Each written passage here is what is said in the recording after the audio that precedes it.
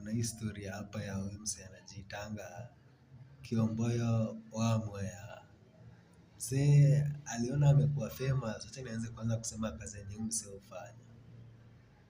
Huyu msee huwa anauza manyama, si mnajua ni tu zile makende ya mbuzi. I'm sorry for using that word, lakini sasa sijui vile zinaitwa na English. Yaani tuseme testicles za mbuzi. Sasa anakuanga Mwea Kirinyaga.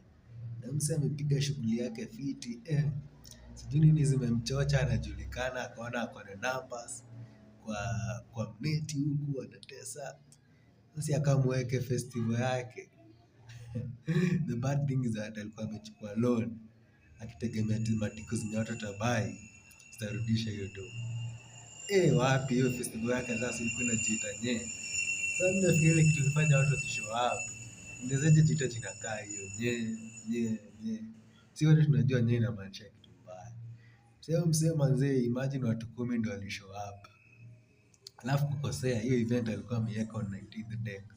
Mtu kaa Samido alikuwa na yake, itakawaje alikuwa na yake. Sasa unaona hapo, hizo ni pia vitu zingine mtu anafaa consider. Ukijua unaweka fest yako ya kwanza, consider ukiona hizi madate wasanii wakubwa wanaweka zao, usiweke yako ili upostpone bana.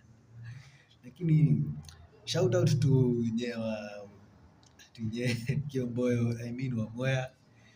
And mimi nakuambia tu umelearn tu lesson kutokana na watu. You have known now you are real people and people who are not real sasa. Umejua sasa.